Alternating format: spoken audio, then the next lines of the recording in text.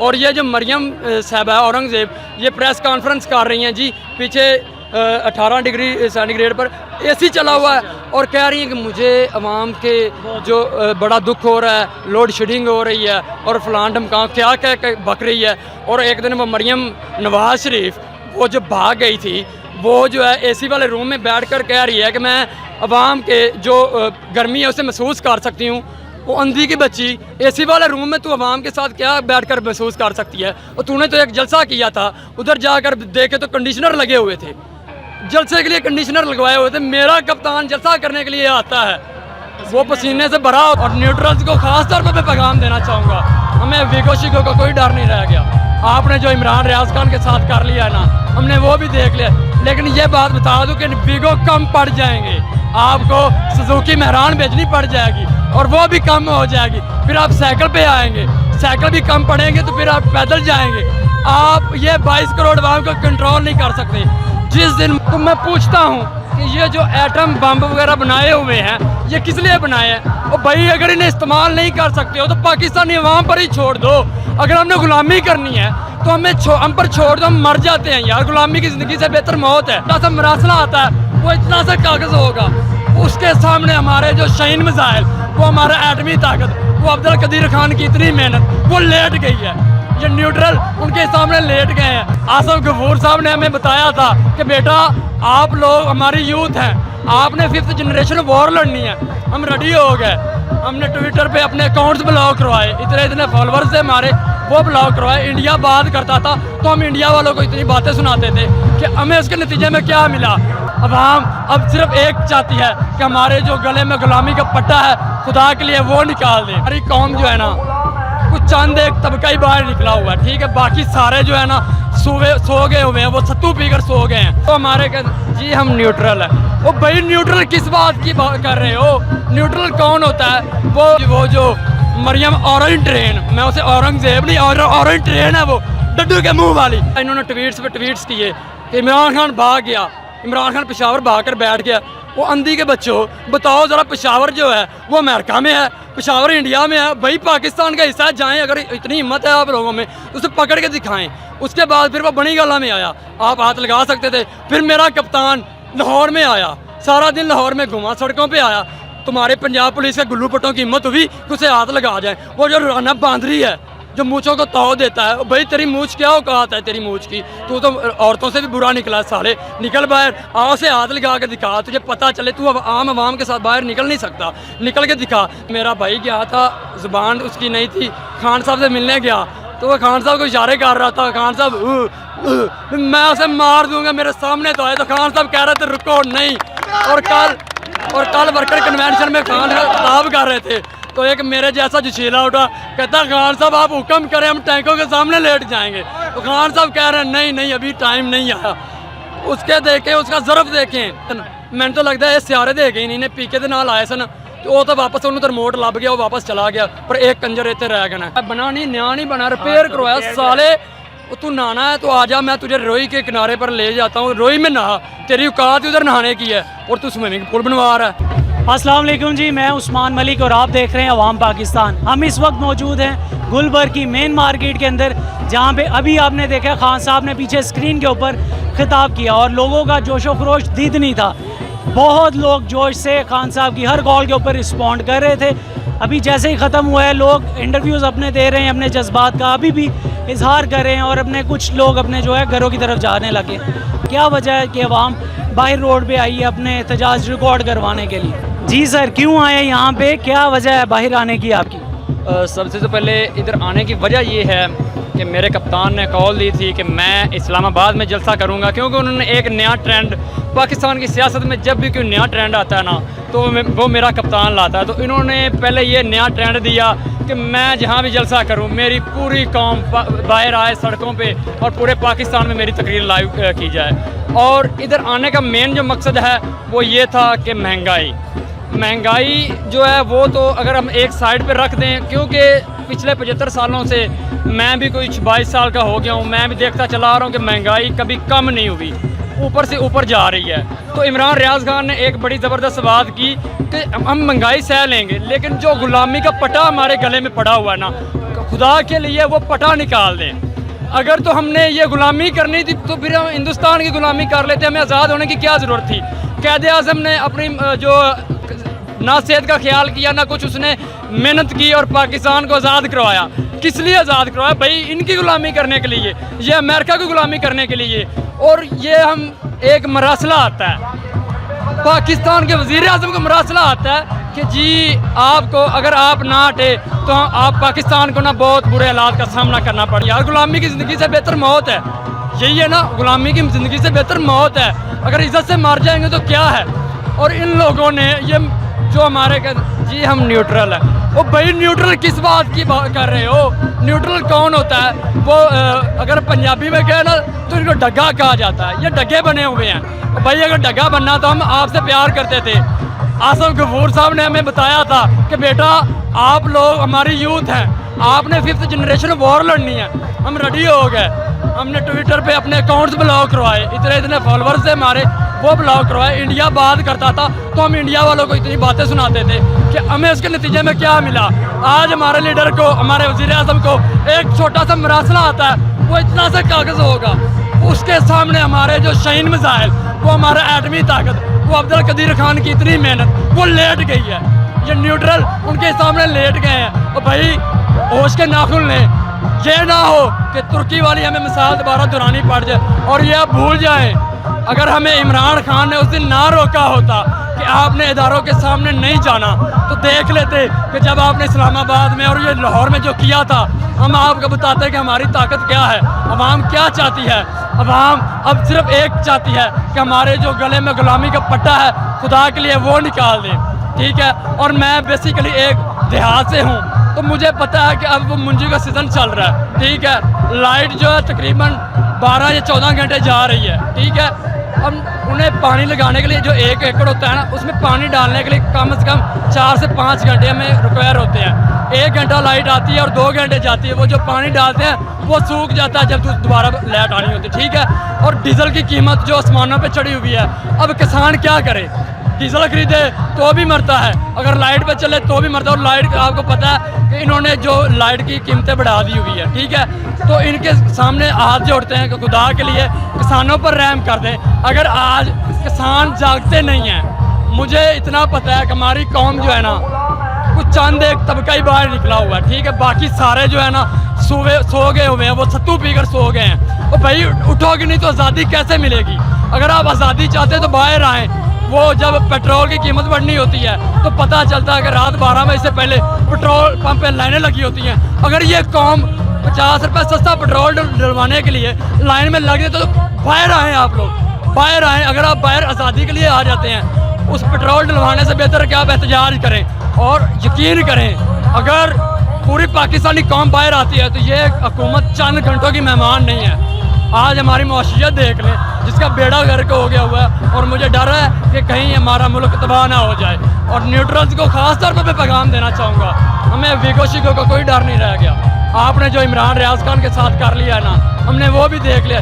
लेकिन ये बात बता दूँ कि वीगो कम पड़ जाएंगे, आपको सुजुकी मेहरान बेचनी पड़ जाएगी और वो भी कम हो जाएगी। फिर आप साइकिल पे आएंगे, साइकिल भी कम पड़ेंगे तो फिर आप पैदल जाएंगे। आप ये 22 करोड़ आवाम को कंट्रोल नहीं कर सकते। जिस दिन, मैं आपको बता दूं, जिस दिन इमरान खान ने कॉल दे दी कि आपने डरना नहीं है, उस दिन आप देख लेना कि इनका हशर क्या होता है। ये अवाम टैंकों के सामने लेटेगी, हमें 100% श्योर है कि जिस दिन हमारे कप्तान ने हमें कॉल दे दी तो हम अपनी जान की बाजी लगा देंगे। हमने शैल सह लिए। यकीन करें, मैं ज़िंदगी में पहली दफ़ा जब ये 25 तारीख को जो हुआ था, मैं पहली दफ़ा मैंने शैलों का सामना किया था। वो पहले तो मुझे बड़ा वो रोना आया, मतलब आंखों में गया तो मुझे बड़ा वो महसूस हुआ। लेकिन बाद में मज़ा आना शुरू हो गया। तो मैं तो आगे आगे भाग रहा था, भाई मारो। मैं खुद उधर था, मैंने हेलमेट पहन लिया, ग्लव्स पहन लिए और शैल पीछे फेंक रहे थे। तो अगर हम निहत्ते होकर ये कर सकते हैं, तो जब हमारे हाथ में हथियार आ गए तो हमें कोई नहीं रोक सकता। तो खुदा के लिए न्यूट्रल आपसे ये हाथ जोड़ कर कहते हैं, अभी हाथ जोड़ रहे हैं, खुदा के लिए पाकिस्तान के लिए सोच लें, वरना हम गला पकड़ लेंगे। ये जो इम्पोर्टेड हुकूमत महंगाई ख़त्म करने के नाम पे आई थी, महंगाई मकाऊ मार्च पे आई थी, क्या देख रहे हैं आपके ये हर दूसरे तीसरे दिन पेट्रोल की कीमतें बढ़ा रहे हैं, बिजली की कीमतें बढ़ा रहे हैं, किस तरफ लेके जा रहे हैं ये मुल्क को? सर पहले तो आपने क्वेश्चन ही गलत किया है कि ये महंगाई ख़त्म नहीं करने आए थे, ये अपने नैब के केसेस ख़त्म करने आए थे।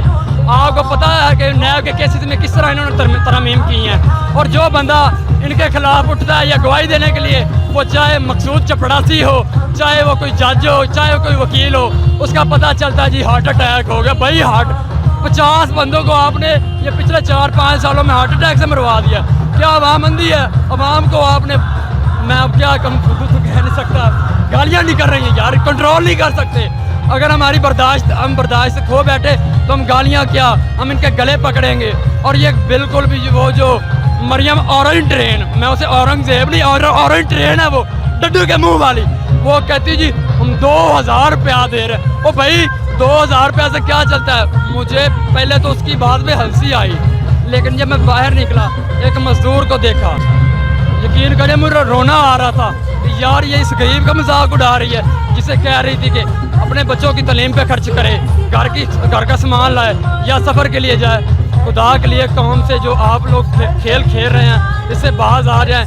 35 साल आपने जो लूट लिया ना, उसे खा लें साइड पर होकर, और अभी पाकिस्तान के बारे में सोच लें। चीफ साहब खुदा का ना जे हुण साड़ी जान छड़ दिओ, तुसीं जिहड़ी एक्सटेंशन मंगी है ना वो तुहानूं नहीं मिलनी जे। क्या आपको लगता है अवाम इतनी मेच्योर हो गई है कि टैंकों के आगे लेट सके? जो तुर्की में मुजाहरा हुआ, आपको लगता है अवाम में इतना शौर आ गया? सर मैंने आपको पहले बताया कि इमरान खान जो है ना, उसने पहले ही हमें रोका था कि आपने इदारों के ख़िलाफ़ नहीं जाना। तो हम भी इदारों के ख़िलाफ़ नहीं जाना चाहते, क्योंकि मैं भी कुछ वर्दी वालों के साथ जब मिला था ना शैलिंग के बाद, वो हमें कह रहे थे हमारा दिल नहीं कर रहा था, लेकिन मजबूरी है। हम अपने पेट के लिए और अपने बच्चों के पेट के लिए जो है ना आप और जो पथराव कर रहे थे उसके लिए माजरत। तो ये जो एसी वाले कमरों में बैठकर वो ऑर्डर जारी कर रहे होते हैं, ठीक है, कि जी ग्लेशियर वो ठंडे इलाकों में मेरे जो वर्दी वाले भाई हैं, आम सिपाही की जान जाती है। सियाचिन में चले जाएं, आप चोलिस्तान में चले जाएं, रेगिस्तान वाले इलाकों में चले जाएं, इतनी गर्मी में वो ड्यूटियां सर अंजाम दे रहे हैं, बॉर्डर पे जानों के नजराने पेश कर रहे हैं। तो वो बेचारे जानों के नजराने पेश करते हैं और ये एसी वाले रूम में बैठकर सिर्फ एक कॉल पे जो सारा कुछ कर लेते हैं। जी हुकूमत वाले के हमारे पास जो है ना वो कुछ खरीदने के पैसे नहीं हैं, ठीक है। तो अब ये इनको देखो जी, वज़ीरों को भी न्यू गाड़ियाँ जो इन्होंने दी हैं, किसी को बुलेट प्रूफ मिल रही है, और हाँ V8 गाड़ी, यार मैं सुन के हैरान हो गया कि शायद ये अमेरिका के वज़ीर भी ना इस्तेमाल करते हों, ठीक है। तो ये हमारे जो वो क्या कहते हैं, वो उसका नाम मुझे भूल गया बेचारा, एहसन इकबाल, वो भी उस गाड़ी पे घूम रहा है, जिसकी शक्ल उसे तो कोई, मैं कहता हूँ गटर साफ करने के लिए ना कहे। हमको कहते थे कि चाय की एक 2 प्याली का, आवाम को कह रहा था कि चाय कि मैं तो उस दिन बैठा हुआ था, तो मैंने एक तस्वीर बनाई और मैंने अपलोड कर दी, तो मेरे दोस्त नीचे कमेंट्स कर रहे थे, भाई मौशियत को बेड़ा क्यों घर कर रहे हो, बाज आ जाओ। तो मैंने उस दिन से भाई चाय पीना छोड़ दी। मैंने कहा अगर मेरे मुल्क का चाय छोड़ने से भला होता तो भाई मैं चाय छोड़ देता हूँ। तो इनके हाथ जोड़ते हैं कि भाई हमारी जान छोड़ दें, इमरान खान हमारी वाहिद होप है, इसलिए आप लोग साइड पे हों, उसे मौका दें। अगर उसने 4 साल में वो था, अगर अब आप देख लें आलमी मार्केट में 25% जो है ऑयल की जो पेट्रोलियम मसनूआत के नीचे हो गए हैं, ठीक है, तो हमारे ऊपर जा रहे हैं। किस वजह से? नहीं जी, हमने गुलामी का पट्टा डाला हुआ वो अमेरिका का, उनसे महंगा ही खरीदना है। और रूस वाले बार बार कह रहे हैं आए भाई हम आपको सस्ता देते हैं, उनके पास नहीं जाता, पता है क्यों? वो डॉलर नहीं देंगे ना, उन्होंने इन्हें वो बेल्जियम में फ्लैट्स लेकर देने हैं। और आप देख लें जो अब मरीना सिटी दुबई, ये कह रहे हैं हमारे पास पैसे नहीं हैं, और माशाल्लाह जी शरीफ खानदान है उधर से वो फ्लैट लिए जा रहे हैं। अभी न्यू बनी है मरीना सिटी, आपको पता होगा, उसकी एडवर्टाइजमेंट हो रही, तो वो उधर से फ्लैट्स ले रहे हैं। भाई किधर से आए हैं? पिछले मैं कहता 18 के बाद इन्होंने कोई फ्लैट नहीं लिया, आते साथ ही 2 महीनों में इन्होंने दुबई में फ्लैट्स लेना दोबारा शुरू कर दिए हैं। ये किधर से आ रहे हैं? ये हमारा टैक्स जा रहा है, हमारे टैक्स पे पल रहे हैं ये, और वर्दी वाले भी हमारे टैक्स पे पल रहे हैं। तो इनसे गुजारिश है, हमारा पसीना जा रहा है भाई हमारा, हाँ तो भाई हमारा पसीना जा रहा है, हमारे खून पसीने की कमाई इनके जेबों में जा रही है। और जो मैं सुनते थे कि जो ज़कात है वो अमीर गरीब को देता है, लेकिन जो टैक्स है वो गरीब अमीर को देता है। इधर उल्टा ही निज़ाम चला हुआ कि जो टैक्स है वो बेचारा भरता है मेरे रंगा 3rd क्लास, और जो बंदा वो भरता है जी मिडिल क्लास बंदा जाकर टैक्स भरता है वो, और वो जी दुबई में फ्लैट्स खरीदे जा रहे हैं। उनसे कई गुना ज़्यादा आपको क्यों 3rd का रेट कह रहे हो? भाई मैं क्या करूँ, मिडिल क्लास हम लोग बंदे हैं भाई, वो लोग हैं जो खा रहे हैं, हम अमीर हैं, दिल के अमीर हैं। दिल के अमीर जो हैं, ठीक है हम बात मानते हैं, लेकिन ज़िंदा रहने के लिए दिल की अमीरी की ज़रूरत नहीं होती है। अब मैं जिस इलाके में मैं रह रहा हूँ, यकीन करें एक बंदे की 17-18 हज़ार रुपये तनख्वाह है और उसके 5 बच्चे हैं और वो कह रहा है कि बेचारा कि मैं 8,000 रुपये रेंट दे रहा हूँ घर का इधर।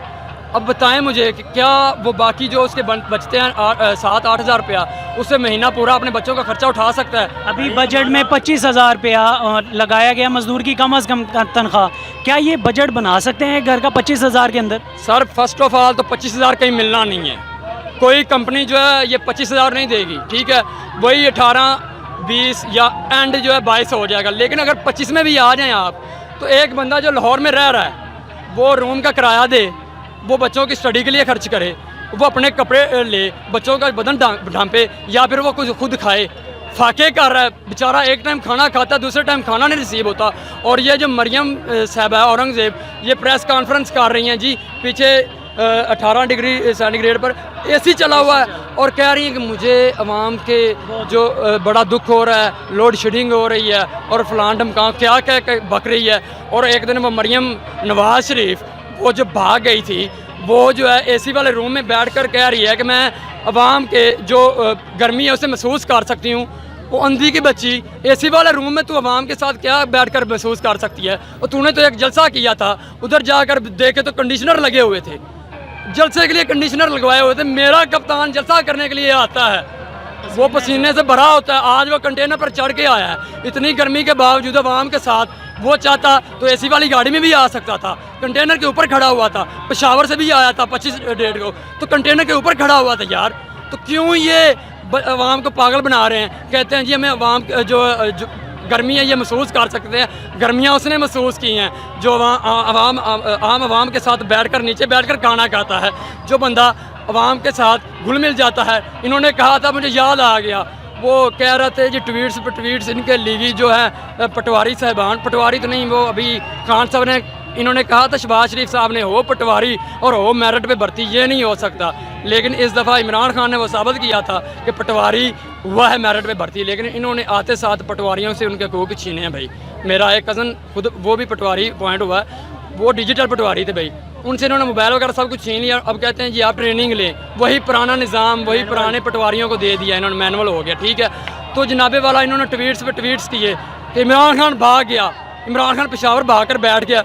वो अंधी के बच्चों, बताओ ज़रा, पेशावर जो है वो अमेरिका में है, पेशावर इंडिया में है भाई, पाकिस्तान का हिस्सा है। जाएँ, अगर इतनी हिम्मत है आप लोगों में तो उसे पकड़ के दिखाएं। उसके बाद फिर वो बनी गाला में आया, आप हाथ लगा सकते थे। फिर मेरा कप्तान लाहौर में आया, सारा दिन लाहौर में घुमा, सड़कों पे आया। तुम्हारे पंजाब पुलिस के गुल्लू पट्टों की हिम्मत हुई कि उसे हाथ लगा जाए। वो जो राना बांदरी है जो मूँछों को ताव देता है, भाई तेरी मूँछ क्या औकात है तेरी मूँछ की? तू तो औरतों से भी बुरा निकला साले, निकल बाहर, आओ से हाथ लगा के दिखा, तुझे पता चले। तू आम आवाम के साथ बाहर निकल नहीं सकता, निकल के दिखा, तुझे आम आवाम बताती है कि तू किस तरह कप्तान को धमकी लगाता है। वो एक मेरा भाई गया था, ज़ुबान उसकी नहीं थी, खान साहब से मिलने गया, तो वो खान साहब को इशारे कर रहा था, खान साहब मैं उसे मार दूंगा, मेरे सामने तो आए। तो खान साहब कह रहे थे रुको नहीं। और कल वर्कर कन्वेंशन में खान खिताब कर रहे थे, तो एक मेरे जैसा जोशीला उठा, कहता खान साहब आप हुक्म करें, हम टैंकों के सामने लेट जाएंगे। तो खान साहब कह रहे हैं नहीं नहीं अभी टाइम नहीं आया।